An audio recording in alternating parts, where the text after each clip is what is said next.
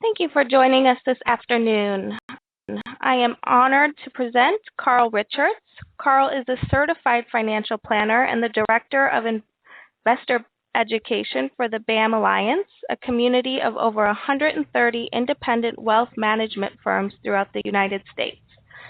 He is a weekly contributor to the New York Times and a columnist for Morningstar Advisor. Carl has also been featured on Marketplace Money, the Leonard Lopate Show, Oprah.com, and Forbes.com. Through his simple sketches, Carl makes complex financial concepts easy to understand. His sketches also serve as the foundation for his first book, The Behavior Gap: Simple Ways to Stop Doing Dumb Things with Money. Welcome, Carl. Thank you, Stacy. I just want to make sure you can see my desktop okay. Can you see that? Yes. Okay. That's great. Perfect. Well, I am thrilled to be here. I have two teenage daughters currently, and they don't think a lot of what I do is very cool. But when I told them I was speaking to a group called Savvy Ladies, they were excited. They want to know how to be savvy ladies, they told me. So I've sort of got a little advice from them and want to walk you through a couple of stories to start. Because what I want to talk about is talking about money.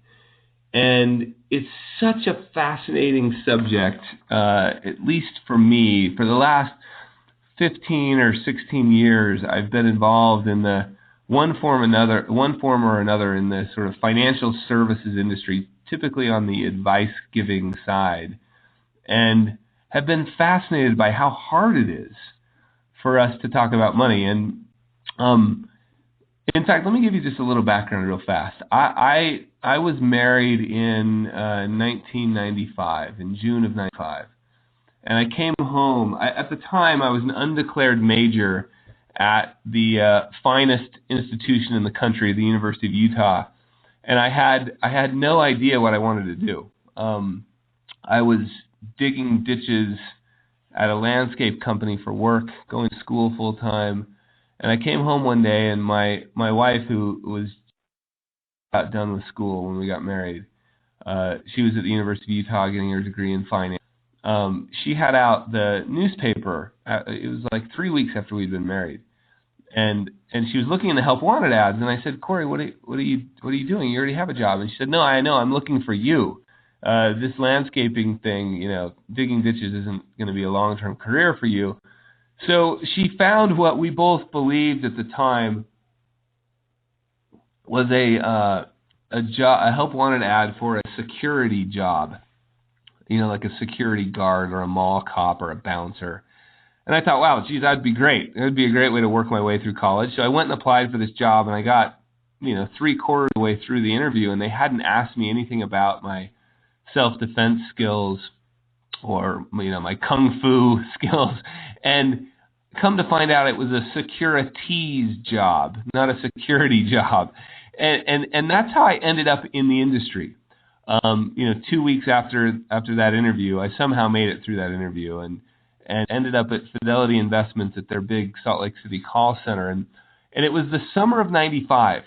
If you remember the summer of 95, I may have to sort of remind many of us, that's a long time ago. Al Gore had just invented the internet like 6 months before the summer of 95. And if you remember, there was no Google, right? No, nothing really. There was like 3 websites, and there was a big IPO in the last part of the summer, a big initial public offering. And nobody, I've asked this question thousands of times over the last 2 years, and nobody seems to remember, but it was Netscape. Netscape, for those of you who don't remember, think of like Google before Google was around, right? It was the first real browser. And it priced, so just to give you a sense, right? I'm brand new in the industry. I thought I was going for a security guard job. I'm in training. I have no idea what I'm doing. I'm, with a group of people who have no idea what they're doing. We're in training, and we get called out of training one day to answer the phones. They just say, look, the call volume's so high, we need you on the phones. And it was because Netscape had just gone public. And Netscape originally priced at $12 a share. They delayed opening, so they didn't open, repriced at $24. So before it even opened, they had repriced from 12 to 24, and it closed at 76 in one day, right? 12, 24, 76. They called us out of training, and because we had to just get on the phones, and I didn't know the answer to anything, so I just said, please hold after every phone call. But I remember, and this is the point, being very, very struck, sort of confused by how emotional the environment was, how much emotion there, how exciting, and how, I mean, people were all fired up and they wanted to get in on something and they were calling, and I mean, after I got over the fact that I wasn't a security guard, I sort of expected money to be like spreadsheets, right? I mean, 2 + 2 = 4. No matter how scared or nervous or worried you are, it's always going to be 4. And I was struck that day by how wrong I was about that, how emotional it actually was. And so I've spent the last, really since that time, trying to understand, right, what is it about money that makes it so emotional? And why is it that it's so hard to talk about? And I think if you're like everybody else I've talked to, we were all sort of raised, most of us were raised sort of in this environment where money, sex, politics, and religion were the 4 things we didn't talk about in polite company. In fact, I was talking to somebody the other day that said, yeah, here was the rule around my house was you couldn't talk about money with anybody who had more than you, and you couldn't talk about money with anybody who had less than you. So that's all right. That leaves you. So we've never been taught how to talk about money. And I want to talk a little bit about why and give you sort of a little experience of sort of something that happened to me, an experience my wife and I had. So again, my wife graduates with a degree in finance. She goes on to become the CFO of a small real estate development company. I mean, she knows her way around money. There's no question about it. She is savvy. She's opinionated in a good way. And so she's been we've more than anything probably have a partnership would be the best word to describe it when it comes to dealing with our finances. She handles almost all of it. And so I come home one day from a trip as part of the book tour. My book came out last year. So as part of the book tour, I come home from a trip. And actually, sorry, the trip was before the book tour. I come home from a trip, and my wife says to me, we have 4 kids. Our kids are all in bed, which is a miracle in and of itself. And my wife says to me, hey, Karen remodeled her kitchen, and boy, it looks great. Okay, let me just repeat what she said. She said, Karen remodeled her kitchen, and boy, it looks great. That was the end of what she said. Now, I, of course, went straight into, you can imagine, I went into calculation mode, right? I was like, whatever, $49,167 at 6% is going to take us 5 years. And I didn't say anything until the first thing I said, after my wife said, Karen remodeled her kitchen, boy, it looks great. The first thing I said was, Corey, we can't afford that. Right? And she said, what in the world are you talking about? And I said, well, you said you wanted to remodel the kitchen. And of course, her response was, no, I didn't. I said Karen remodeled her kitchen. And I then replied, well, I know, but that means you. And she said, no, actually, you know what it means? It means you've been gone for a week, and I wanted to have a discussion with you, and this was just an entry point to a discussion. And I realized, and I'm assuming you can tell me real quick, Stacy, if you're seeing those images in front. Are you seeing those? Yes, we can see him. Okay, perfect. So, right, I learned during that conversation that we'd been married for 15 years. Actually, we'd been married for 15 years, and 12 of those years I'd been a certified financial planner. And for that whole time, anytime money came up, I was skipping the part that we skip in all areas of relationships. I was skipping the part about listening, right? And immediately assuming that my wife meant something else. Now, just to be clear, I don't think men are the calculators and women are the I don't think that's true at all. I mean, I could change the context easily for you to help you understand that my wife calculates too, right? I could come home and say, hey, Drew just bought a great new mountain bike. Or Drew just refinished the cement in the garage, or, whatever. And she would be calculating if we weren't careful. And so what I learned that day was, I'd been spending 12 years thinking she meant one thing. And this happens with business partners. It happens with non-married. I don't care what the nature of the relationship is. I happen to be telling you a story about my wife and I, but it applies across the board, right? We spend so much time, as a result of not knowing how to talk about money, we spend so much time talking around it and sort of skipping this subject because we don't know how to talk about it. And we've got to fix that. We've got to fix this problem of not knowing how to talk about money. So I want to give you some ideas on what I've seen over the last 12 years, and particularly over the last couple since the book's come out, on what we can do to have more healthy sort of discussions about money. Number one, we need to understand that money is emotional. Now, this seems like maybe a self-evident truth, but I don't think we've been prepared for that. I deal with a lot of people that are incredibly successful in every area of their lives. But as soon as they touch this thing called money, they're sort of surprised that there's emotion involved. Wait a second, I just opened the American Express statement. Why are we suddenly arguing? Or in a business partnership, right? Everything else is rational and we're talking rationally, and then suddenly money comes up and it gets emotional. So I think the first thing is to understand that emotion plays a huge role in our financial decisions. And it comes from no real way to pin it down. It comes from the way we were brought up. I mean, again, sorry to overuse the example of my wife and I, but there's stories I'm relatively familiar with. So we grew up within a mile of each other.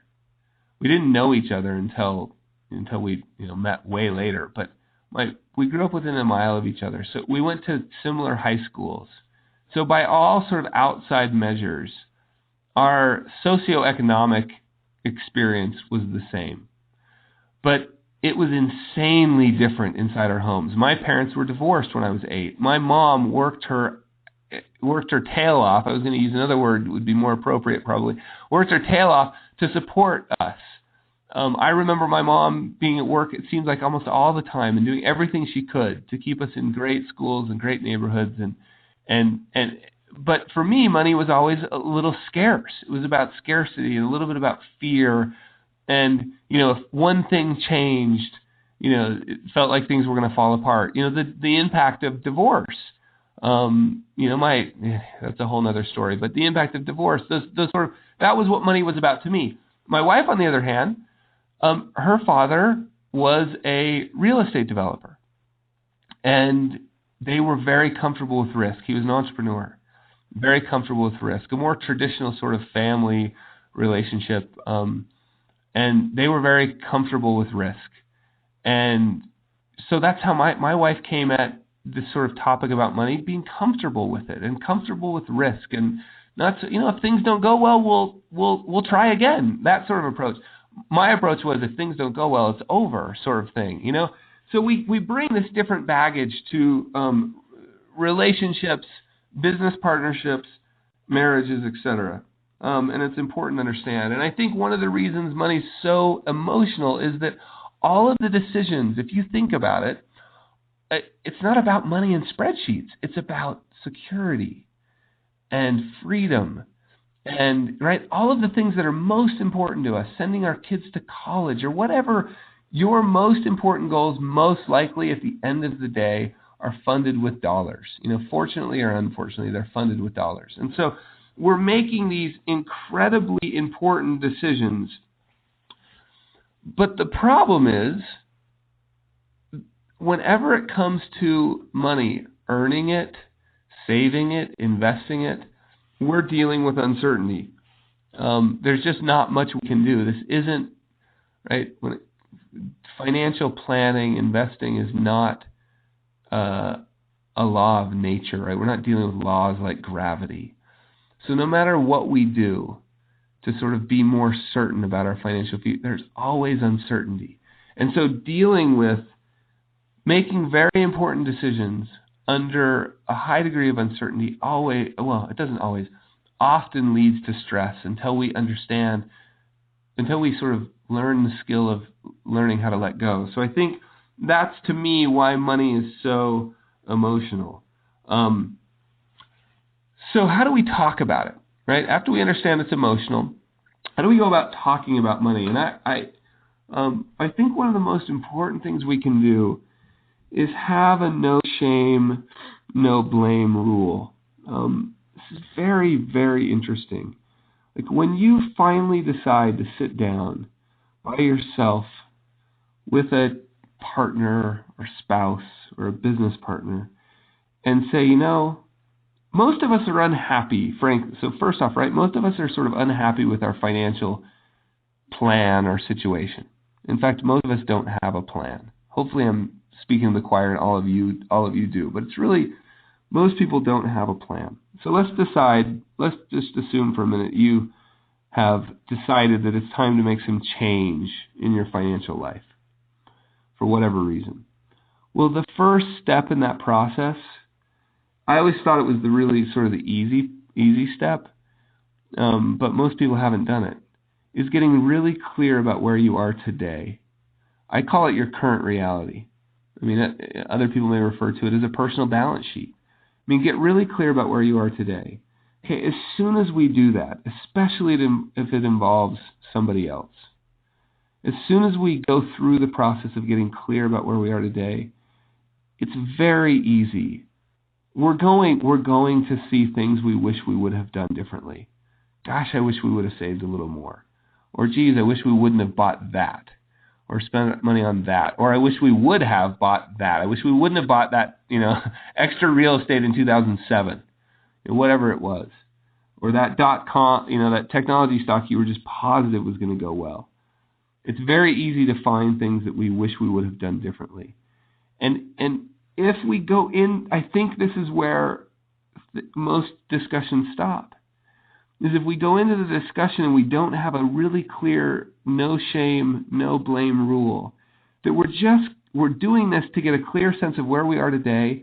And yes, we're going to look at mistakes, but we're looking at them, again, if it involves somebody else, we're looking at them, and even if it's just you on your own, right, we're looking at them for the lesson that they'll teach us about the future, not to feel shame or blame. We've got to let go of that. And I know it's harder, it's easier said than done, right? But we've got to have a no shame, no blame. So no shame on yourself, no blame for yourself, no shame for somebody else, no blame for somebody else. However, we're going to accept responsibility and move forward. So, right, that's the first rule. I think it's important to understand when it comes to making financial decisions. This probably applies to a lot of decisions, but financial decisions in particular, you can make the right decision and let me use a different word. You can make the correct decision and have a bad outcome. And let me give you an example. I don't know if any of you remember the story of, there was a sort of college, it was like mid-20s aged guy in the UK that decided to sell everything he owned and go to Las Vegas and put it all on one roll of the roulette wheel. And I think when he was done selling everything he owned, it was something like $80,000 or $100,000, right? Mid-20s. So he goes to Vegas and put it all on one roll of the roulette wheel. Is that a good decision or a bad decision? I mean, I don't think anybody would argue that was a good decision. It was clearly a bad decision, right? He won, and he won like $1.2 million. Now, is it a good decision or a bad decision? It was still a bad decision, right? Like the outcome. So I think it's important for us to understand you can make bad decisions and have good outcomes, but you can also make good decisions and have bad outcomes. And so I think if we go into this sort of, first steps into having more conversations about money and making sort of a change, we go into it saying there's no shame, no blame, and here's why. Because, let's focus on the process. If this was a bad, faulty process and it had a good outcome, we don't want to repeat that because it sounds like we got lucky. If this was a good process and a bad outcome, that, stuff happens. So I think that's important to understand. The third thing I think that's really, really valuable and important and really misunderstood is that planning, financial planning particularly, and please don't take me wrong, I don't mean like the 2-inch thick book that somebody tries to sell you. I don't mean buying life insurance. I don't mean it. I just mean making a plan for your financial future. I know that word sometimes is loaded because of somebody's experience with maybe the financial planning industry or whatever, but the real planners I know, all we're talking about is making a plan for your financial future. Remember, it's a process. And the process typically starts even before you get to your current reality. The process typically starts with understanding that good financial decisions, at least in my opinion, good financial decisions are made at the sort of intersection of your money and your life. There's a great book out called Your Money or Your Life, which I think is phenomenal. I think the title's wrong, though. I mean, I understand the point. I shouldn't say that. I like the idea of thinking more along the lines of your money and your life. Where is that intersection between your values, your goals, and your use of capital? Someone once said that the calendar and the checkbook never lie, meaning, I don't really care what you tell me is important to you. Let me see your calendar and your checkbook, and I'll tell you what's important to you. And I think if we can start to understand, like, with personal finance, it's a friend of mine, Tim Maurer, has this saying where personal finance is far more personal than it is finance. And the reason is because, this piece, your life is your life. One thing, something, an investment that would be good for you may be disastrous for your neighbor because your values and your goals, are yours and no one else's. Goals. And I think we forget that sometimes. Often we make investment, financial planning, spending decisions based on what we think we should do or based on somebody else's goals or what we were taught when we were little. And it's time, I think one of the most valuable things you can do is start asking yourself, why? Why am I spending this way? Why am I investing this money? And if the answer is because my friend thinks it's a great investment, that's not the right answer. The right answer is because it helps me with my goals. Right? So planning is a process. It starts out with your values. Here's a question I think you could use to ask to start that discussion, that dialogue with yourself or with a partner. What's important about money to you? And we're not looking for, send my kids to college. We're looking for security, freedom, time, and just keep working up that sort of, if you say security is important, try asking the question again. Okay, what's important about security to you? Well, I just would like everything taken care of so I didn't have to worry. All right, I can understand that. Help me understand what it means to have everything taken care of so you don't have to worry. Let's assume you were there. What would you do? Oh, if everything was taken care of, I'd really spend more time with my kids. See, now we're getting there, right? Like, okay, what's important about money to you is spending time volunteering in the community or doing more art or whatever it is. We want to get there. And then that becomes sort of the anchor for your decision. So you say, well, I'm going to invest in XYZ company. Well, does it help you get closer to that ultimate value, right? After you've defined values and where you are, you need to define where you want to go. Now, please understand, I'm sure many of you are like me, like I can't even imagine what I'm going to be doing 5 weeks from now, let alone 20 years. So the moment somebody sits down and makes me define what my goals are 20 or 30 years out. I'm like, are you kidding? I mean, I don't. But so I'm giving you permission, and I'm asking you to give yourself permission to let go of a sense of precision in this process, because this is where I see most people stop. I mean, if they've gotten this far, okay, wow, we're talking about money and we're not fighting. That's awesome. We've defined where we are today and we're still talking. This is great. Now we're going to talk about goals. Normally this is the end. It's like, nah, forget it. 20 years from now, what are you talking about? Just let go of the sense of precision and just make a guess, right? Like, just think of it as a stake in the ground out there. 20 years, you can move it. But in order to start a trip, we have to have a destination in mind.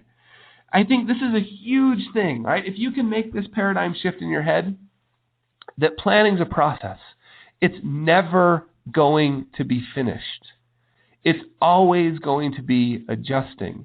You're just trying to get a general idea of the direction you're headed so that you can make course corrections, which we're going to talk about in a minute. But don't get scared away by you may or may not know what your goals are going to be. You know what? Today I think I'm going to head this direction. I think it's a good way. Let's head that direction, right? After we've done that, and I'm going to move a little faster through this one, I just think sometimes we get really confused. The industry has done a lot, and the traditional financial services industry, the media, all of us, we talk an awful lot about product. That's what you seem to hear the most of. It's what's on the cover of the magazines, etc. It's all Jim Cramer yells and screams about. But what we forget is the product should be the last step in the game, right? Things should start with plans. So when you start getting a little kind of maybe a little anxious or worried or excited about a new investment opportunity, stop for a minute and say, okay, wait a second, wait, that angel investment or that early seed opportunity or that publicly traded stock, that's a product. It's an investment. Let me back up and see how it fits in my plan. Right? If it fits in your plan, great. If it doesn't fit in your plan, let it go. Right? Like if the latest IPO, unless your plan says that you have 5%, 10%, 20% set aside for IPO investing, who cares what we think about the next IPO? It doesn't fit in your plan, right? I'm going to skip talking about process a little bit, but only thing I want you to understand is once you have a plan, you should have a clearly defined, if we're talking about investments, right, you should have a clearly defined investment process, right? And then, and only then, do you go out and look for product to populate that plan, right? It's not the other way around. It's not the other way around. I'm going to move forward on this one because I want to talk a little bit about this. The monthly meeting, this to me is magic. And it's one of those things that's just so simple that it can't work, right? So we don't do it. But it's also, don't confuse simple with easy. I think it's challenging. So here's the idea. One way to avoid fighting about money, in my mind, is to automate this process a little bit. If you think back, and I'm that you're like everyone else that I've talked to, I mean, look, arguments about money are among the leading causes of divorce.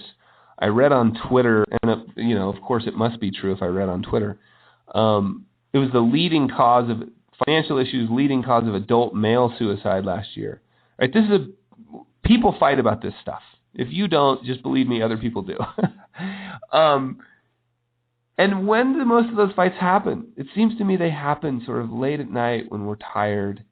We get around to opening the mail, or we go to review our email, we look at our bank account, whatever it is, and suddenly we find ourselves in a discussion that we're not emotionally or even physically prepared to have. And so my thinking is, let's find a way to eliminate that by holding a monthly meeting. And the reason it's monthly is because what I talked about earlier. Once you have a plan in place, and by plan, all I mean is where are you today, where do you want to go, and how are you going to get there? right? You've got a sort of an investment process written out. We're only going to invest in index fund. I'm making something up, something like low-cost index funds at Vanguard or whatever it is you decide to do. That's all written down on a piece of paper. Hopefully it's only one page. Well, it doesn't make sense to review that every day. It doesn't make sense to review that every time you hear the market's up or down. Please don't do that. And it may not make sense to review it every month, but every month you sit down and you review, like, we said we were going to save $150 a month towards this and $200 a month towards that. We were going to pay off this debt. How have we done? Right? You put your no shame, no blame hats on. In fact, I often joke, like, go to this monthly meeting with your financial planning hats on, right? You want to make them ugly hats because you want to take them off as soon as possible. But there's sort of like, we put this hat on, now we're going to talk about a little bit about money.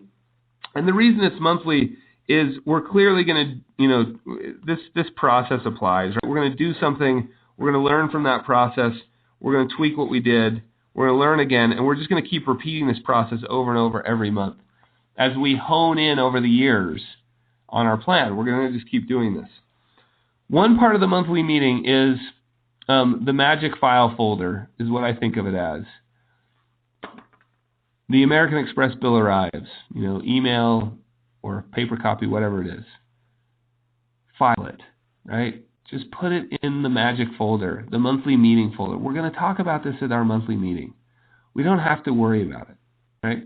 Put it away. These things get so distracting, and they distract us from all the things that are actually important, like life. Put it in the file. Talk about it. I know there are things that need to be addressed right away, but wouldn't it be great if there was anything you need to talk about money, take out a piece of paper, write it on the piece of paper, put it in the file folder. We'll talk about that in the monthly meeting. Just see how it works. I've found it to be magic. Second piece about the monthly meeting, have it at a bad cafe. Don't have it in your house. Don't have it around the kitchen table. Don't have it in the bedroom, right? I like to pick a cafe that I wouldn't otherwise go to. That's why it's the metaphorical bad cafe, right? Because you don't want to be at that cafe and then remember, it's like your favorite place. You go there every week. Well, and then suddenly it's sort of, it's got an energy because that's where you've been having your financial discussions. I like to have someplace, go to the library. I don't know where, just go someplace specific. I sort of like the idea, metaphorically at least, the imagery of a bad cafe, right? We're going to go down the street to a place that we don't normally go to. We're going to have our monthly talk about money. And then the last thing to keep in mind, actually not the last thing, one of the last things to keep in mind about the monthly meeting is as you do this, I think there's one general rule that we forget. Simple really is best. Like investing and financial planning in general, like insurance or any of these, almost all the time, the simplest answer is the best answer. It doesn't need to be complex. We've sort of confused ourselves by the idea that and let me make sure I clear something up too. Simple doesn't necessarily mean easy. In fact, on the investing part of investing our money is incredibly simple. There's only a few things you have to get right. Now, they're not easy to do, but they're really, really simple to understand. And I think part of the reason why we all say we want our lives simple, and then somebody proposes a simple solution, and often we reject it out of hand because it's not what we're used to. Everybody else says it should be like this. Everybody else says these should be a square box. It's what everybody says. And then somebody comes along and proposes this, and we say, oh, geez, it can't be that easy, right?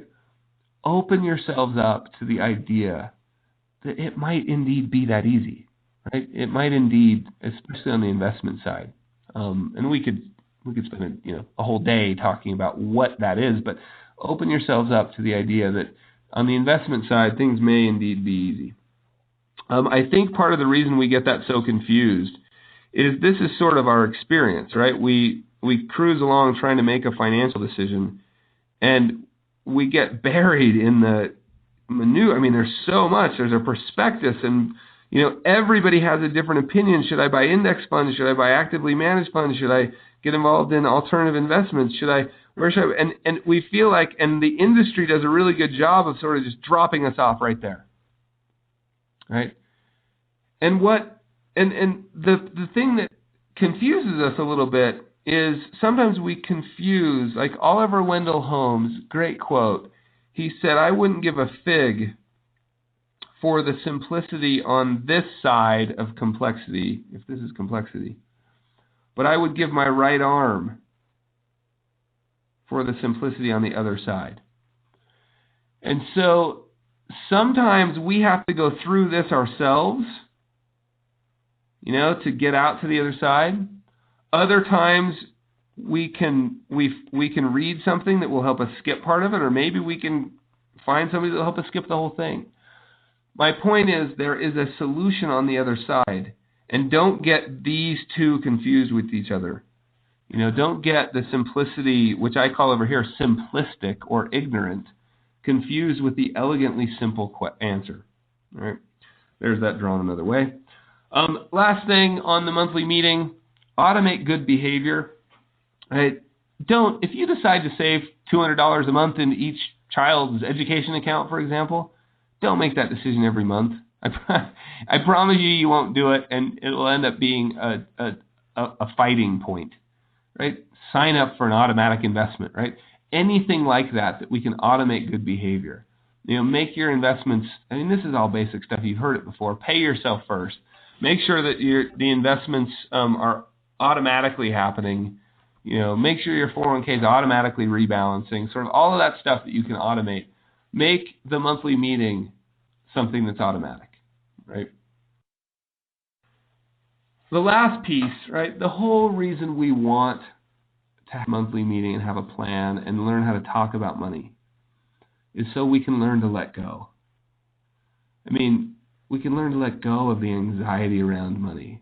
We can stop worrying about the market or what somebody says about the economy because we already have a plan. Oh yeah, that's right. I don't have to worry about that. It's already incorporated in my plan. Right? We can learn to let go. And I've had a lot of experience with. I want to tell you a quick story, but before I do, it's very interesting. It seems like the more time we spend searching for happiness, the less we find it. It's a fascinating paradox. I think the more we learn to let go of the search for security and freedom and happiness, the happier we'll be. And I've had this experience over and over with people. And one of the maybe one of the best stories I can tell you is about my mom, who is just an absolute saint. But she makes a mistake that I often find myself making. And in fact, I often find a lot of people making it. I think we all make it. And it's the best example I can give you is a couple of years ago, 2 years ago, I live in Park City, Utah. And if you've ever been to Utah, down in Salt Lake, which is the sort of bigger city about 20 minutes away, down in Salt Lake is this beautiful place that's got sort of a flat valley floor and then these very dramatic mountains that rise, just straight up from the valley floor. And in the fall, we have these amazing, beautiful, sunny days. So if you can just imagine a crisp, sunny morning with this huge backdrop of these giant mountains behind you. We're down in Salt Lake. My son, who was 10 years old at the time, is playing lacrosse. And, lacrosse is essentially a game where 10-year-old boys knock each other down with sticks. And what could be better than watching a lacrosse game on Saturday morning, if you can imagine, crisp, beautiful day. I'm sitting down to watch the game. And in walks Grandma, right? My mom, here to watch her grandson play lacrosse. And she's walking across the field to sit in a chair that I've got for her next to me. And she looks like she's concerned about something. Now, my mom is incredibly smart, but she doesn't have a lot of financial background. Most of us don't. So she comes across the field. She looks like she's weighed down, really worried about something. And I said to her, "Mom, what's wrong?" And she said, "Oh, nothing, like mothers would do, right? Nothing's wrong." "No, Mom, what's wrong?" She says, "Oh, the dollar. I'm just so worried about the dollar." And I, right, I had to bite my tongue because what I really wanted to say was, "What AM radio station have you been listening to?" But what I said instead was, explain that to me a little bit. I've been in the financial industry for 14 years now, and I don't understand what that means. And she said, "Well, the dollar, it could collapse." And I said, okay, well, now I kind of understand like dollar, collapse, and worry in the same sentence. We went on to talk about it for a long time, but what we really concluded was, I'm telling you, at that moment, well, you could make the argument that if the dollar collapsed, it would matter to a lot of us. But I'm telling you, that moment on that Saturday, when she was there to watch her son play, it didn't matter at all, right? It didn't matter right then. And in fact, I think a lot of that applies to a lot of these things we call problems. They often aren't problems right then. They're projections of what may or may not happen in the future. But we spend so much time worrying about it. So it wouldn't have mattered right then. But I can guarantee you something. My mom had absolutely no control over what happened to the dollar, right? We can lump European debt crisis in here, fiscal cliff. I mean, after we vote, and I'm not meaning that we, sort of reject our duty as citizens, but after we do what we can do, we've got to learn that there are some things that we can't control. And if we can spend our time instead focusing on these things here, over which we have some control over, and things that matter. And these are things like, how much do you save? When are you going to retire? Your income, right? Do I do a little freelancing on the side? How do I invest the money? I have total control over that. The tax implications of my investment decisions. I don't have control over the tax code, but I have control over the tax impact. So if we can figure out these things that matter here and then learn to let go of the rest, I'm telling you, I'm convinced not only will we be happier, as a byproduct, we'll be more successful in our financial lives. And with that, I just want to tell you, thank you very much for your attention, for allowing me to be here. I'll mention to you real quickly, because I get asked all the time, I am on Twitter. It's @BehaviorGap. And I send out a weekly newsletter. It's free. It doesn't.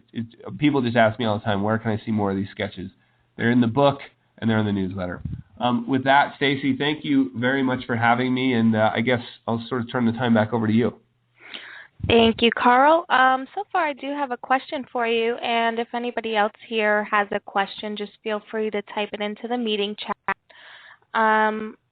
The question is, I'm recently married. Can you give any tips on overcoming the anxiety of joining finances, especially when it comes to personal spending?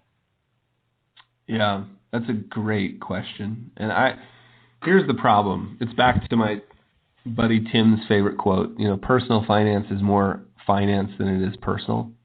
The dilemma, I'll give you a couple of thoughts to think about. The dilemma is,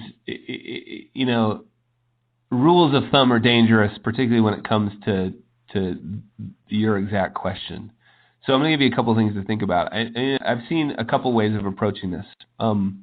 One way is to forget the idea of mine and yours, and it becomes ours. And that's fraught with all sorts of, hazards.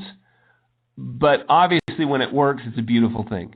So it's one way, and I've seen it work, where there's this sort of pool of money's coming in. And I actually like to think of it this way, right?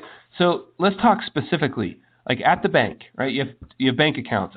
One thing I really like is we do this thing called mental accounting, and it actually helps to set up your bank accounts to match your own mental accounting. So let's just say that you decide you're sort of all in on this and it's our money, and however.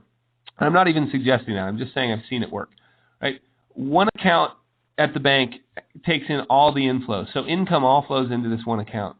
And what I love to do is set up a separate distribution account for each, in this case, each spouse, right? So each person has a separate account. And you sit down, and as part of your monthly meeting, you divide up the expenses. And the way I like to divide them is simply out of convenience, right? Like, okay, you happen to walk past the dry cleaners on the way home from work. Why don't you take the dry cleaning expense? And I don't mind paying the electrical bill. How you go through based on convenience. It's not necessarily who's the one that goes to the store most often. You go through this based on convenience, and then you decide. Well, let's say that's $2,000 a month in one account and $1,500 in the other account. I don't know. I'm just making up numbers. You automate that process. So every month at the beginning of the month, some people actually like doing it weekly because it gives them a little bit of a stopgap in terms of spending. But and this is the other thing. Make sure you build in discretionary spending. Yes, you're going to go out to lunch. Yes, then there are going to be one-time expenses. But this first set of cash flow management is for the sort of repeatable, predictable expenses that you have every month. And so you divide it up, and let's just say it's divided perfectly even. Well, $1,000 goes into one account and $1,000 goes into the other account at the beginning of each month. And then you use your debit card or checkbook or however it is you spend out of that account that month. And then if you find out, at the end of the month, you know what, I needed a little bit more for this expense that we've agreed on is a good idea.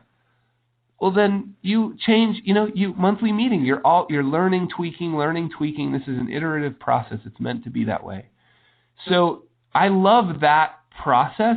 And one, and the other thing, all the bills that can be deducted go into, into one of their automatically deducted. So it's all automated. I love that process because then when you go to talk about it, you're not saying, wait, you spent more than, no, wait, we're talking about spending. That's one way to approach it. The other way to approach it is his and, mine and yours money, his and her money.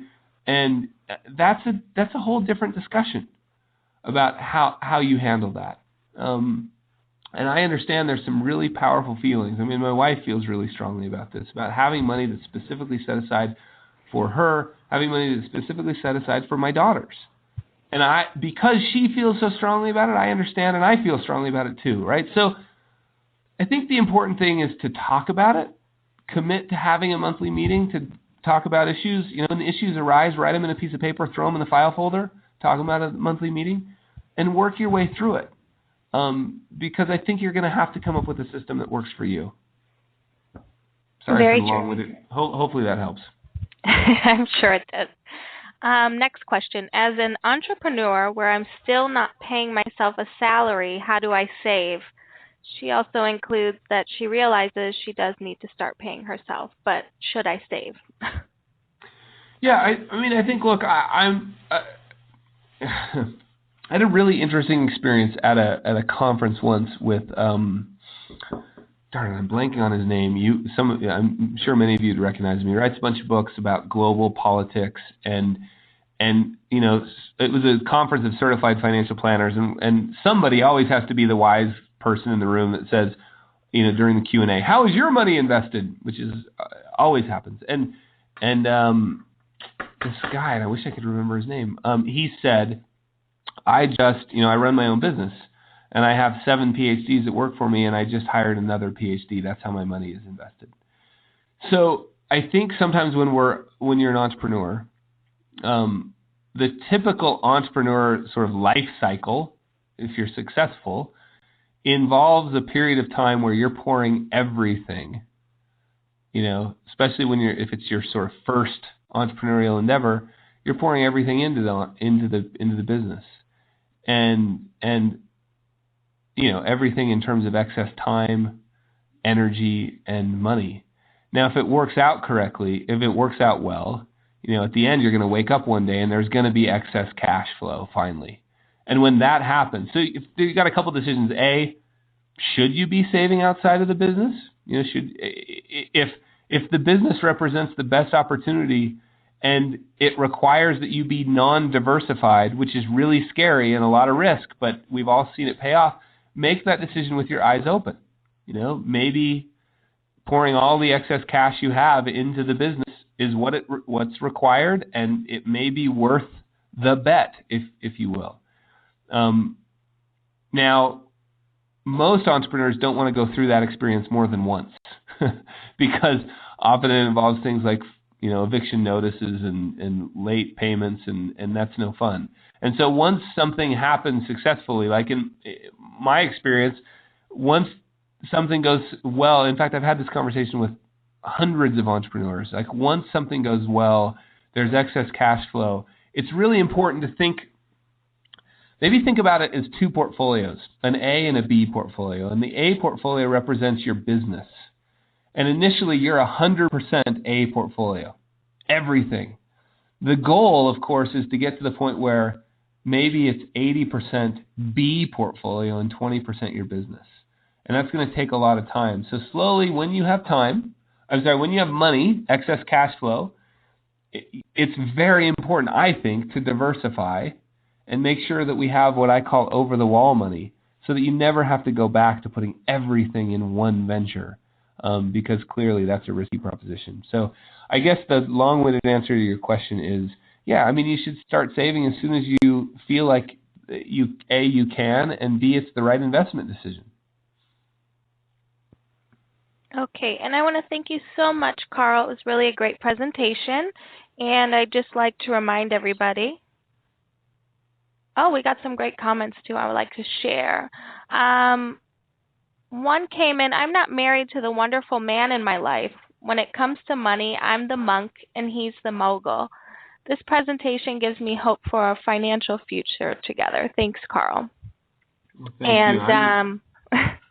I know you can probably see this. I was just pulling up Twitter to see if we had it. Nope, nothing there. Okay, perfect. Yep. Okay, and Bren really appreciated that answer as far as how she should start saving as an entrepreneur. So thank you once again. And thank you. The presentation will be available on our website at savvyladies.org. Okay? Thank you.